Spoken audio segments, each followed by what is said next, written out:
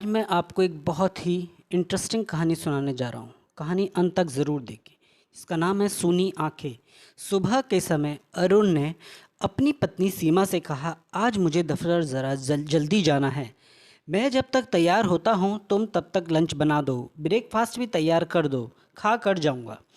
बिस्तर छोड़ते हुए सीमा तुनक कर बोली, आज ऐसा कौन सा काम है जो इतनी जल्दी मचा रहे हैं? अरुण ने कहा, आज सुबह 11 बजे ज़रूरी मीटिंग है, सभी को समय पर बुलाया है। ठीक है जी, तुम तैयार हो जाओ, मैं किचन देखती हूँ। सीमा मुस्कान बिखेरते हुए बोली। अरुण नहा धोकर तैयार हो गया और ब्रेकफास्ट मांगने लगा। क्योंकि उसके दफ्तर जाने का समय हो चुका था, इसलिए वह जल्दबाजी कर रहा था। गैराज से कार निकाली और सड़क पर फर्राटा भर अरुण समय पर दफ्तर पहुंच गया। दफ्तर के कामों से फुर्सत पाकर अरुण आराम से कुर्सी पर बैठा था। तभी दफ्तर के दरवाजे पर एक अनजान औरत खड़ी अजीब नज़रों से चारों ओर देख रही थी। चपरासी दीपू के पूछने पर उस औरत ने बताया कि वह अरुण साहब से मिलना चाहती है। उस औरत को वहां रखे सोफे पर बिठाकर चपरासी दीपू अरुण को बताने चला गया। साहब, दरवाजे पर एक औरत खड़ी है जो आपसे मिलना चाहती है। दीपू ने अरुण से कहा। अरुण ने पूछा, मैं नहीं जानता साहब। दीपू ने जवाब दिया। बुला लो, देखें किस काम से आई है, अरुण ने कहा। चपरासी दीपू उस औरत को अरुण के कैबिन तक ले गया। कैबिन खोलने के साथ ही उस अजनबी औरत ने अंदर आने की इजाज़त मांगी। अरुण के हाँ कहने पर वह औरत अरुण के सामने खड़ी हो गई। अरुण ने उस औरत को बैठने का इशारा करते हुए कहा, बताइए मैं आपके लिए क्या कर सकता हूँ सर? सर, मेरा नाम संगीता है। मेरे पति सुरेश आपके दफ्तर में काम करते हैं। अरुण बोला, जी ऑफिस के बहुत से काम वह देखते हैं, उनके बिना कई काम रुके हुए हैं।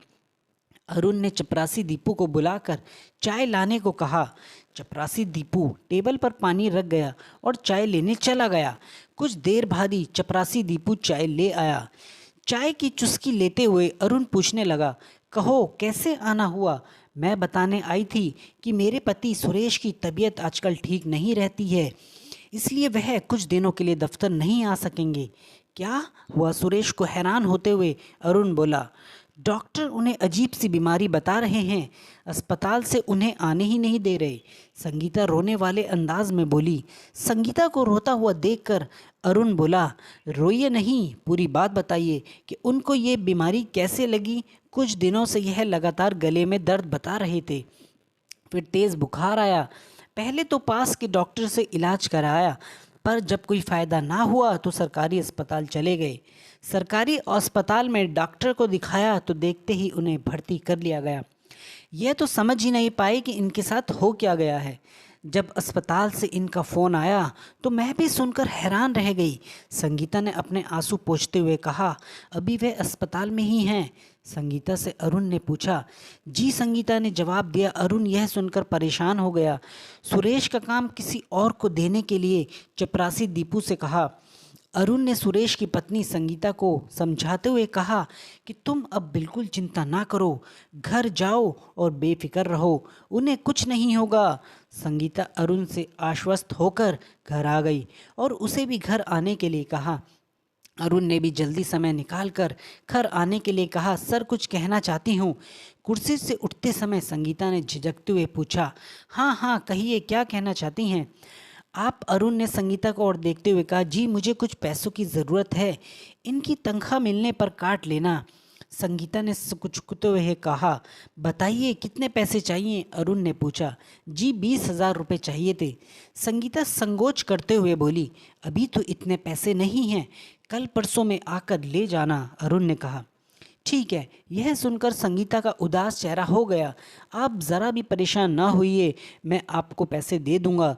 संगीता के उदास चेहरे को देखकर कहा। अरुण के दफ्तर से निकलने का समय हो चुका था, इसलिए संगीता भी अपने घर लौट आई। अगले दिन दफ्तर के काम जल्द निपटाकर अरुण कुछ सोच में डूबा था। तभी उसके मन में अचानक ही सुरेश की पत्नी संगीता की पैसों वाली बात याद आ गई। 2 दिन बाद ही संगीता अरुण के दफ्तर पहुंची। चपरासी दीपू ने चाय पानी लाकर दी। अरुण ने सुरेश की तबीयत के बारे में जानना चाहा। संगीता आंखों में आंसू लाते हुए बोली, वह तो अभी ठीक नहीं है। मैं अस्पताल गई थी पर वहाँ किसी को मिलने नहीं दे रहे। क्या? अरुण हैरानी से बोला। अस्पताल वाले कहते हैं जब वह ठीक हो जाएंगे तो खुद ही घर आ जाएंगे।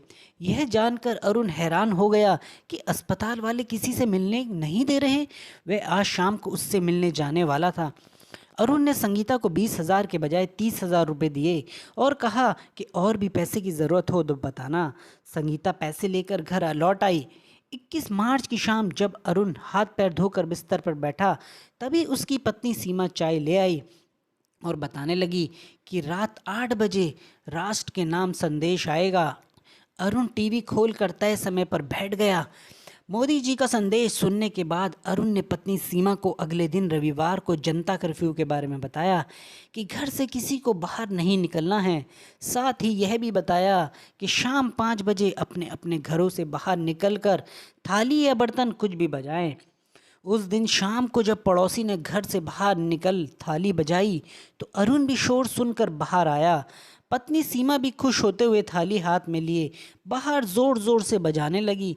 उसे देख अरुण भी खुश हुआ। सोमवार 23 मार्च को अरुण किसी ज़रूरी काम से निकल आने की वजह से ऑफिस नहीं गया। उसी दिन शाम को फिर से राष्ट्र के नाम संदेश आया। 21 दिनों के लॉकडाउन की खबर से वह भी हैरत में पड़ गया। अगले दिन किसी तरह अरुण ऑफिस गया और जल्दी से सारे काम निपटा कर घर आ गया। घर पर अरुण ने सीमा को ऑफिस में साथ काम करने वाले सुरेश के बारे में बताया कि उसकी तबीयत ठीक नहीं है।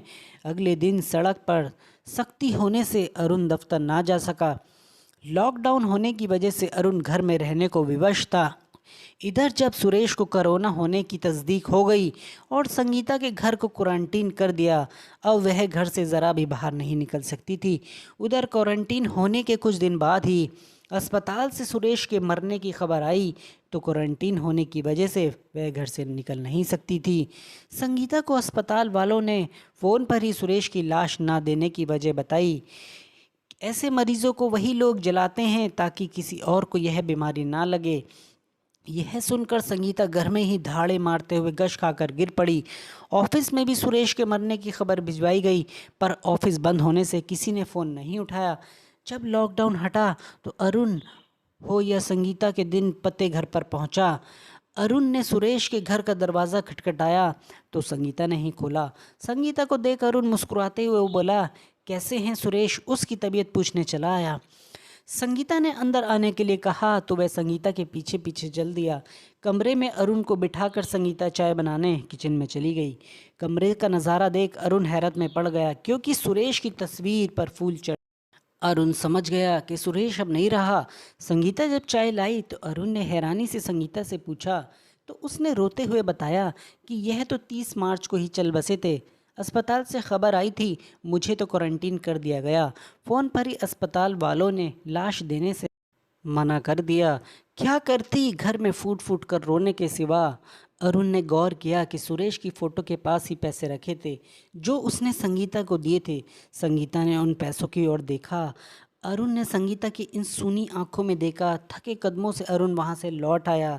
इन सूनी आंखों में अरुण को जाते देख संगीता के आंखों में आंसू आ गए। Thanks for watching. Subscribe my channel please.